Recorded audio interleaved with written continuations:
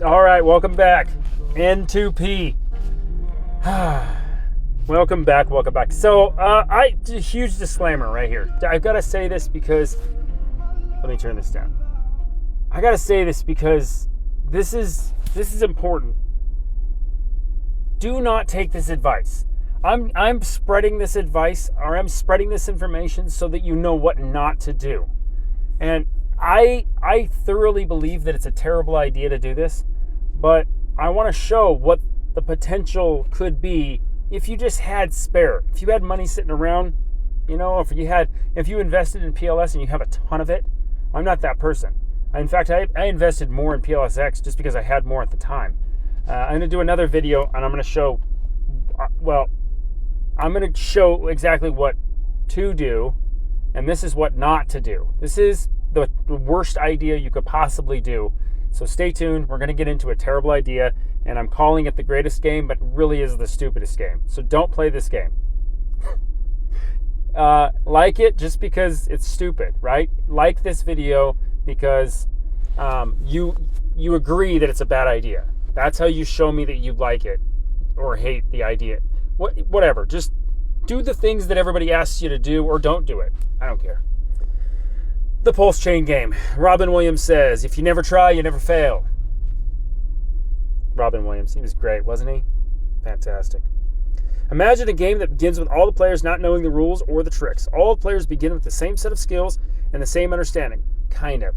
We'll get into that. However, the key differentiator is risk tolerance. A person's age, investment goals, income, and comfort level all play into determining their risk tolerance. An aggressive investor or someone with higher risk tolerance is willing to risk more money for the possibility of better returns than a conservative investor who has lower tolerance. Yeah, right? Obviously, more risk, more reward. All right, so I got this little short story here. This is the 14K 3-day flip with 1 day to spare. This is to show my level of my level of risk tolerance. So I found a house. I do a lot of it's a terminology called driving for dollars. It's like a side idea.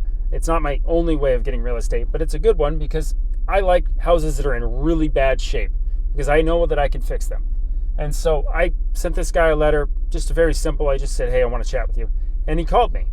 And I said, yeah, I'm just going to want to buy your house. And he's like, really? What are you giving me for my house? And I said, your house is blah, blah, blah, X address. I don't know, I'll give you 14 grand. And he's like, send me a letter. I was like, all right, fine. So I sent him basically an offer letter of me buying his and it's really bad, like terrible house. $14,000. I know, it's a real house with real windows. It's an actual piece of property in a neighborhood that's not that bad. And he called me back and he's like, you know what, I would take that, but I just don't have anywhere to go. I was like, all right, no problem, not a problem. 3 months goes by, I get a phone call from another person. He says he's the brother of the guy that just passed. That guy passed away, and the brother is there, and he's got all this guy's stuff, and he's like, hey, so could you come and would you buy this house still? And I was like, yeah, I'll buy it as is. You don't even have to move anything out of it. And he's like, really? Yeah, I'll come and give you a contract and we'll do it right now. So I got it under contract. I bought it. And the problem with it was I had 4 days. I only had the money, but I had to spend that $14,000 on some cabinets for another house. And it would have caused a lot of backing up and a lot of problems. So my risk was like, I got to get it, but I don't really want to keep it because it's so much work. So I thought, I could buy it for 14 and maybe I can flip it and make, I can sell it for 30. And so I was like, I can do this. I know I can. So I immediately started marketing it and blasting it out. And in 3 days, I sold it for, I think it was $26,000, and I paid a whole bunch of fees or whatever. And I walked away with a little bit more than, I think it was like 10 grand I walked away with. And so, but I had 1 day to spare. So, and I made it. So I got my cabinets and made $10,000 in 4 days. But that was my risk tolerance. I was able to say, I know that I can deal with this and I could do it within this amount of time. And that's stupid fast, I know, because I'm not using a realtor. I was just doing it myself. Because, at that point, I don't need a realtor. I need buyers, and I had buyers, so I didn't care. So that's my level of risk, which is, I would say that's more like a calculated wild risk. Like it's a little wild, but it's calculated because I know my skill set. I'm not putting all of my trust into somebody else. So knowing your risk tolerance is super key to this entire thing. So determine your position before the game starts. This is very important. And I'm going to get into this a little bit later. And I have a whole nother video about getting ready. Just not necessarily to play this terrible game, but getting ready. Are you safe, mild risk, or extreme risk? These three players are the most important defining factors that set each player apart. Once determined, then begin understanding your position in the game. A certain level of skill is involved to fully understand the process, but that is fully learnable on the testnet currently, Pulsechain testnet 2B. So it is not being mentioned as a key differentiator. So you can go do it, and that's why I'm saying that's why I'm not saying it. So I'm not saying that that's a differentiator. So are you a safe risk or no risk? Or are you a mild risk? Or are you fucking wild? Are you a wildcat? Like, are you just going to do some crazy stuff? We'll find out. So safe. This is, if this is you, don't be swayed or influenced by FOMO, fear of missing early retirement. Stay diligent and do nothing at all. Just do nothing. If you don't know what to do, don't do anything. All right? When I say do nothing, I mean do the Dave Ramsey approach. Nothing, lose your internet connection for a year and not think about this game. Not think about these coins, not think about this product, not think about anything. Dave Ramsey says, freeze your credit cards in a block of water. This will cause your thawing time to give you time to get your head straight. This game might be tailored to this type of player. It really will. It really is. I mean, I've talked about that in my last video, that it's tailored for the person who just sits and does nothing. This is why I say this is bad advice. Don't listen to this. Okay? It's not a game. It's a bad idea.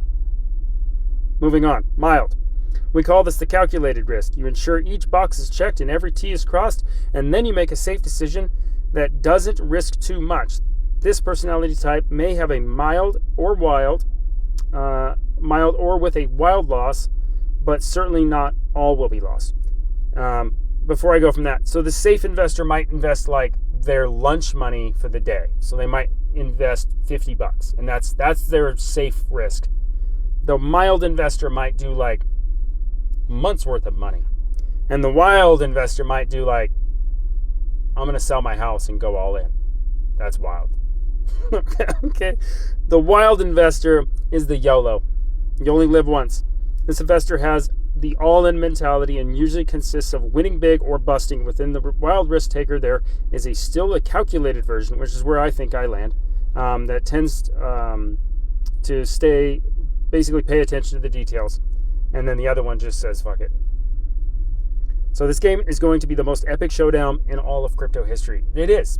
This largest airdrop, you're getting half of your coins for free. I mean, it's going to get exciting. I can't wait.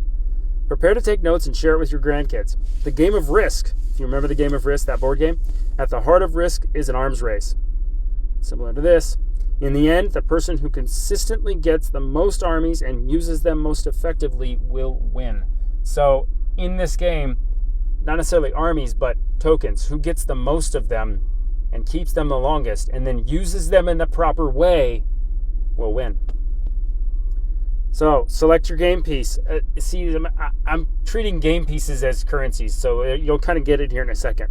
This is not the full list of game pieces. For the full list, you can visit etherscan.io/tokens and check the highest volume tokens on the network. It's important to pick the highest volume, and you'll understand in a little bit. This will give you an understanding of the best one to match your level of risk. Note, you could pick more than one game piece in this game. Below is a screenshot of the top 11 for reference. All right, this is very important. Make a game plan. Seriously, just slow down a little bit. I've got my next video coming out. It's going to be basically this. It's about making a game plan. It's about taking your situation where you are now and what you plan to do in the future. If you haven't done that, you're in a very precarious spot right now with all of this ability. There's energy behind this project that's being launched. I don't know if you feel the energy. Sometimes you feel it when you get into certain things. This place has that energy right now. We got some energy. Fail to plan, then plan to fail. If you aim at nothing, you will hit the target every time. Thank you, Dave Ramsey, for that one. Here's your game pieces. The ones that I just picked. HEX, SHIB, CRO, MATIC, Link, PLSX, DAI, USDC, and UNI. Here's some of those top performers. This was from a couple days ago, so deal with it. But yeah, you can go to either scan.io/tokens and you can see what's at the top of the list. All right, again, before I get into this, terrible idea. Okay, it's a horrible idea. But if you've got some leftover, if you got some money laying around, or yeah, if you've got some sideline money, you could do this idea. But if you've got a little excess of PLS and you want to just play maybe a fun game and see if you can win big, this is an option. And this is it. We're going to use, and I used, at this time when I wrote this, obviously these prices are not the same, because you can see right here in that picture that HEX was at 15 cents. And then when I wrote this thing up, I've wrote this game up a long time ago. So the numbers aren't right, but the idea is there, and you can just kind of play with it. So HEX is your first game piece. The current price is 20 cents. I don't think that's right. Current ratio is basically 2,000 PLS to 1 HEX.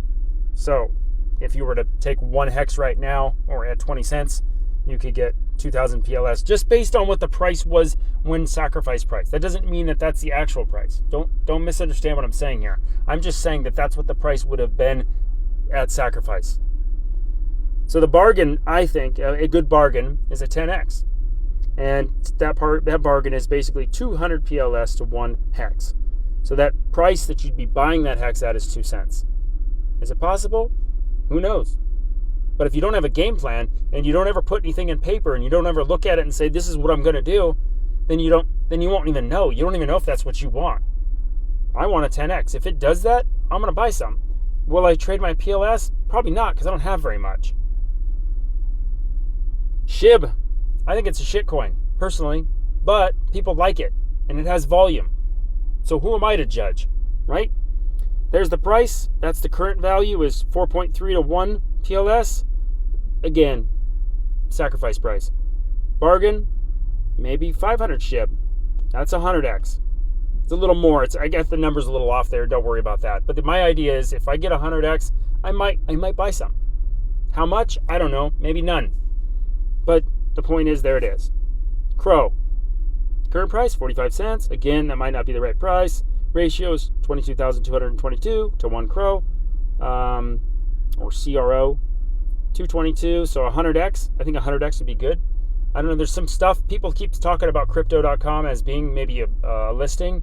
Maybe that's a good buy. Maybe there's an opportunity there if you find your way in early on that. Maybe that's another angle. But these are just numbers that I might do. I might do something. I might have some sideline money that I do it with, because I'm not doing it with PLS. Again, terrible idea.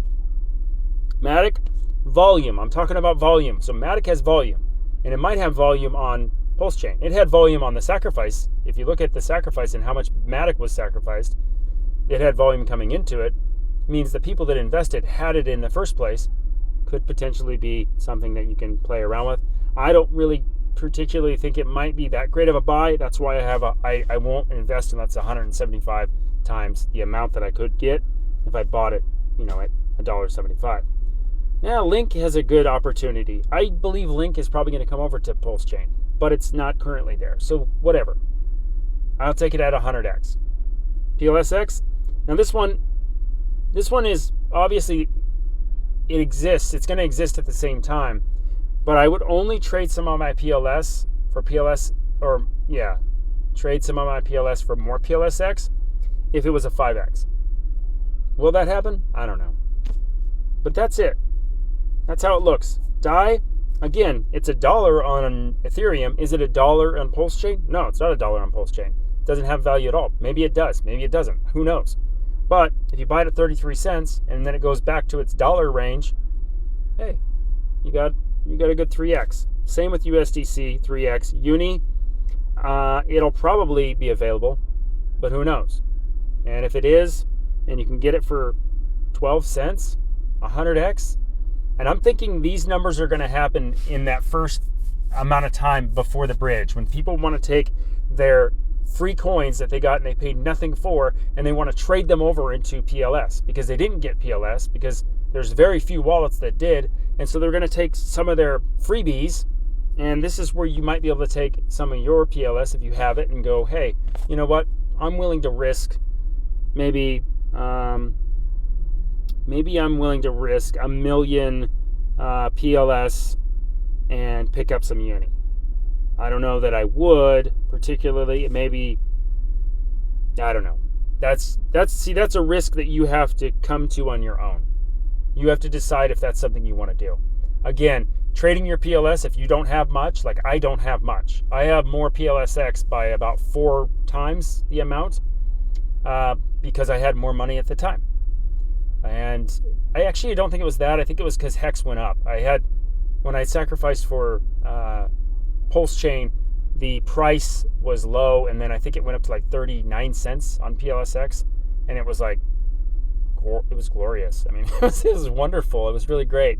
But that's the worst idea I can come up with and share with you guys. And so if you hate this kind of content, then subscribe.